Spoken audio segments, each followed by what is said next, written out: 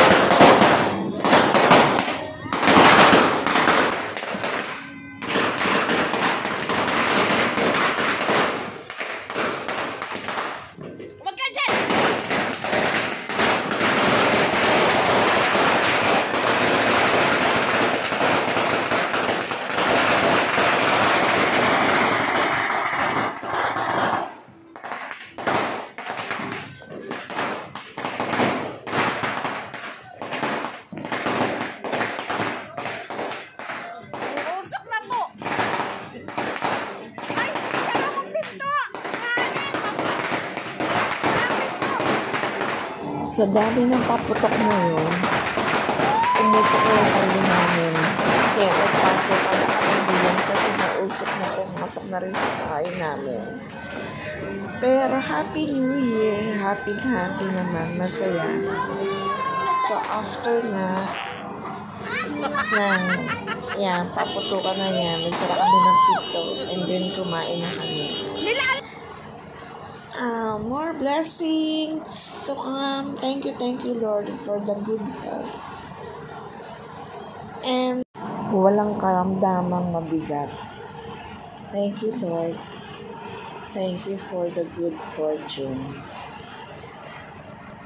Eto naman, bago naman magpasokan, nag-DIY kami ng vinyl. Vinyl na, dinidikit ka lang sa sahig. Nag-order kami ng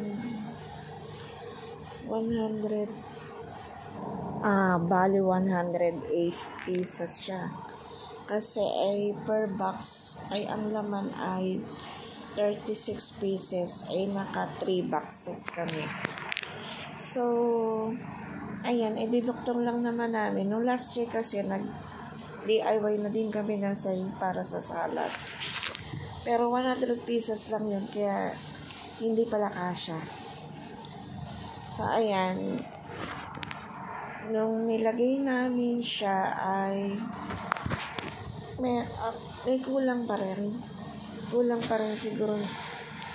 Mag-order pa rin siguro kami ng mga 2 pang box. Kasi ang haba kasi salas namin, Jackie Chan. Haba, diba? Kaya ayan, tinatapos lang namin siya. Ayan. Mahirap kasi yung dun sa may hagdan namin, paikot. So, ginugupit ko pa siya. So, ang problema na lang namin ay yung bubong talaga, as in. Palagi yung bubong. Pagkakapintura namin, ganyan. Kailangan na talagang palitan siya ng totally na talaga yung bubong. Yun ang paghahandaan ko naman. So, ayan, kasama ko si Nanak at si Christian sa pagdidikit. Yan.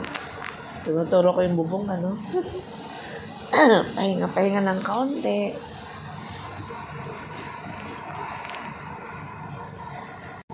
Sabi ko nga, kung kaya kong akyatin yung bubong na yun, ako na lang din ang gumawa. Pwede lang ba, So, ayan. Siguro yan talaga hilig ko. Pag wala kasi ako magawa, kailangan kong magkuting-ting. So, hindi ko maintin. Okay lang naman. Mag-DIY. Happy naman. Kakapagod nga lang din. Parang humihingal ako dyan. So, ayan. Inaantay ko kasi yung gunting. Ayan. Kasi yan ang mga pastime ko sa buhay. Maggupit, mag-design. Yan. So, pati bahay namin, hindi kayang tik-tikin, ayan, dikitan. Diba? So, ang problema ko na talaga yung bubong na yan. Talagang ang lakas talaga ng tulo. Pagpapakagawa namin, siguro, after 1 year, gano'n na naman. Gusto ko talagang humanap ng maggagawa ng bubong. Yung maayos gumawa. Yung mura lang. Saan kaya nakakakuha ng mura lang, sa panahon ngayon? So, sana naman makakita ako ng mag-aayos ng bubong. Kasi yung dating nag-aayos ng bubong namin, yung ang tawag ko na nga si tatay. Tatay yun ni Neil. So, ayan, lumipat naman ako doon. Yung dati nag-aayos kasi nasa Manila na. So, ayan, lumipat naman ako doon sa kabilang side namin. So, sa ilalim naman ng ref. Pati nga yung cabinet, hindi namin ma-dispose. So, ang gagawin ko na lang, pipinturahan ko na lang siya ng white. Papakita ko rin yun sa inyo. So, ayan. Maayos naman, masaya. Pagod nga lang, kasi kinabukasan papasok na pala. Grabe, kasi nung dumating itong mga binil na to, tanghali na kasi. Mga 11 o'clock na, so nag-start kami. Talagang hapon na siya. Mabuti nga, bago dumilim, nagawa namin. Ang bilis namin gumawa, Ayan. So, yan naman.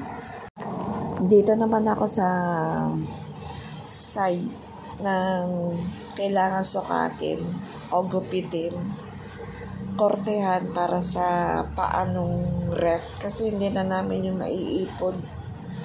Yung problema nga namin, itong mga pinag-iipon namin, mga gamit namin, hindi ko malaman kung paano naman ibabalik sa dati.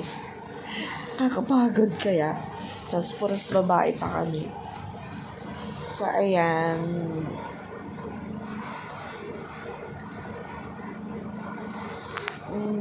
May pagsusukat, nalalaman. Sana nag-enjoy na nga lang talaga ako. Hindi pala. Kasi ang bala ko talaga nung mag-fine arts ako. Kaso ayaw ng nanay ko. So, ayun, napapunta ako sa psychology. Parang layo, Fine arts, tapos ng psychology. Pero nagpasok muna kasi ako ay sa Mapua. Pero hindi ko siya natapos kasi nga ay nung time na yun ay nasa adjustment period pa ako eh. Siyempre, lahat naman dumadaan doon. So, ayun, umuwi. Dahil hindi kami magkaigi ng nanay ko kung anong course ang kukunin. Kasi gusto ko talaga yung mga drawing, mga ganun. Ayaw naman ako mag-fine arts. So, eto. Napapakinabangan ko din naman yung aking kaka-creative. Ayan, may pagsuot pa ako dyan sa ilalim ng ref. Buti na lang hindi ayan, diba, no? Galing ko dyan. Hala, sige. Dati nga, yung house namin, ayan, natapos na siya. Wala na, ubos na. Pero may kulang pa. Nakita ko sa'yo, ayun, ang kulang. Diba? Thank you for watching my video. Sana po ay maging masaya ang ating buhay ngayong 2024. Salamat sa inyong suporta. Thank you and be safe always. Bye.